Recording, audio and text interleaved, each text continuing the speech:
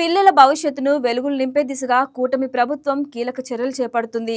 ఉత్తమ విద్య అందించాలన్న లక్ష్యంతో రాష్ట్ర వ్యాప్తంగా అమలు చేస్తున్న బడి పిలుస్తుంది కార్యక్రమానికి మంచి స్పందన లభిస్తుంది. ఈ కార్యక్రమంలో తిరుపతి జిల్లా చంద్రగిరి నియోజకవర్గంలోని పాకలలో ఎమ్మెల్యే పూలవర్తి నాని ఈ కార్యక్రమాన్ని ఘనంగా ప్రారంభించారు. ఇంటింటికి చేరుకుని ప్రభుత్వ పాఠశాలలో చేరికలను పెంచడమే లక్ష్యంగా ఈ ప్రచార రథాన్ని ప్రారంభించారు. ఈ సందర్భంగా మాట్లాడిన ఎమ్మెల్యే ప్రభుత్వ పాఠశాలలు ప్రైవేటు పాఠశాలలకు దీటుగా నాణ్యమైన విద్య అందిస్తున్నాయని స్పష్టం చేశారు. ముఖ్యమంత్రి నారా చంద్రబాబు నాయుడు, ఉప ముఖ్యమంత్రి పవన్ కళ్యాణ్, విద్యాశాఖ మంత్రి నారా లోకేష్ ఆధ్వర్యంలో విద్యా వ్యవస్థలో మార్పులు తీసుకొస్తున్నట్లు తెలిపారు. విద్యార్థుల ఉజ్వల భవిష్యత్తు కోసం ప్రభుత్వం కట్టుబడి ఉంటుందని పేర్కొన్నారు.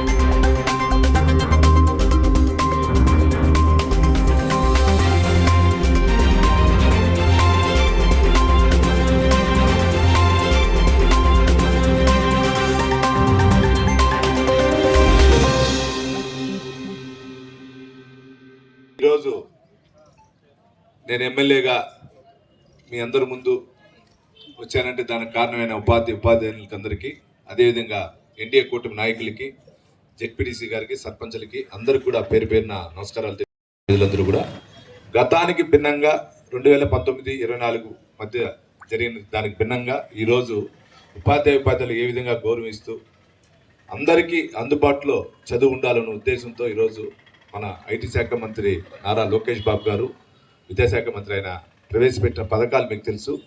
గతంలో 5 తరగతులు కలిపి ఒక టీచర్ ఉండేవాళ్ళు. ఈరోజు అది లేకుండా దానికి భిన్నంగా ప్రతి తరగతికి ఒక టీచర్ ఉండే విధంగా, ఏ విధంగా అయితే ప్రైవేట్ స్కూల్స్కి వెళ్ళి దాంట్లో చదువుతున్నామో దానికి భిన్నంగా ఉండాలనే ఉద్దేశంతో ఈరోజు మనందరి తరపున మన బడి పిలుస్తున్న కార్యక్రమం ద్వారా కూడా ప్రతి స్కూల్లో కూడా స్ట్రెంత్ పెంచాలనే ఉద్దేశంతో కూడా పెట్టడం జరిగింది.